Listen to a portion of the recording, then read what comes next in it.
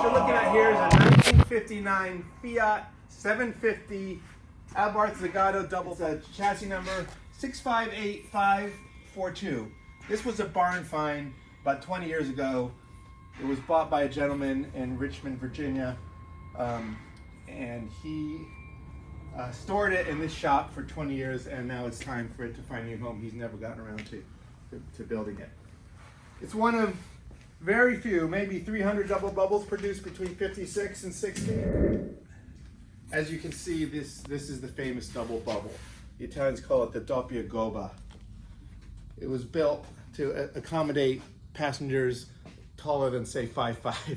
So 6-footer can fit in here.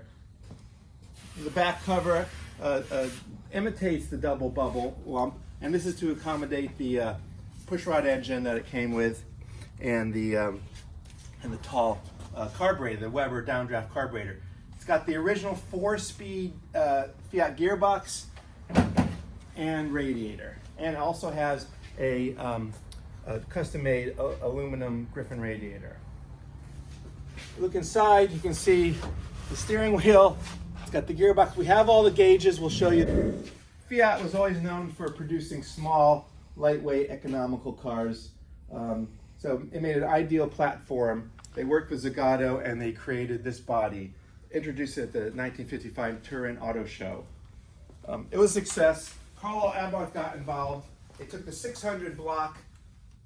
He bored it out to 750. It's got the 600 steel floor pan bonded to an aluminum Zagato built chassis. Zagato built these in Turin. They built, what did I say, 300, something like that.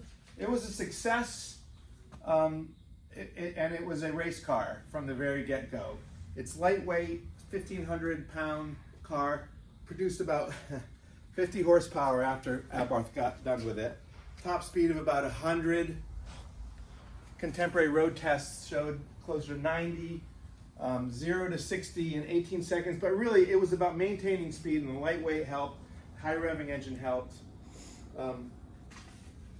The price of this car when new was $3,600 bucks.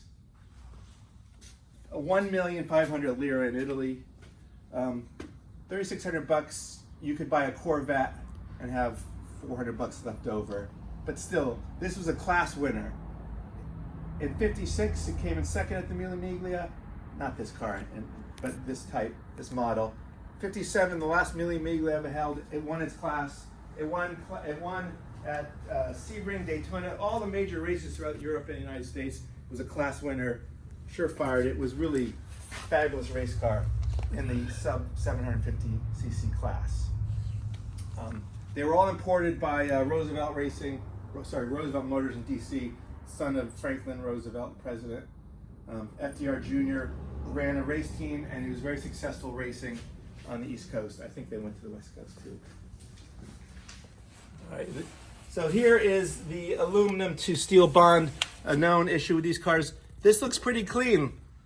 If you're going to restore this car, you'd be worried about that. And this one, the aluminum, there's not a lot of corrosion there. This car's been stored indoor for almost its entire, well, probably its entire life. We don't know what color it was initially. We have a lot of parts for it. We have a rear windshield. We have the side windows here. Don't have a front windshield. I think we don't have this back one. Are hard to come by, and this is one of the hard parts to come by. This is an original 750 block. That part number, block number is 4003241A. We got a lot of other parts, including the original Abarth oil sump and a 40 Z6. I think that's what that is. That's a pretty hot carburetor that this car would have had, and period. And we're gonna have a list of parts listed for your perusal. This is a serious project for a serious restorer, but you end up with a car worth potentially well over 100 grand if you're done, if you do a good job. And we're going to try to get a lot less than that because it needs to find a new home. Thank you.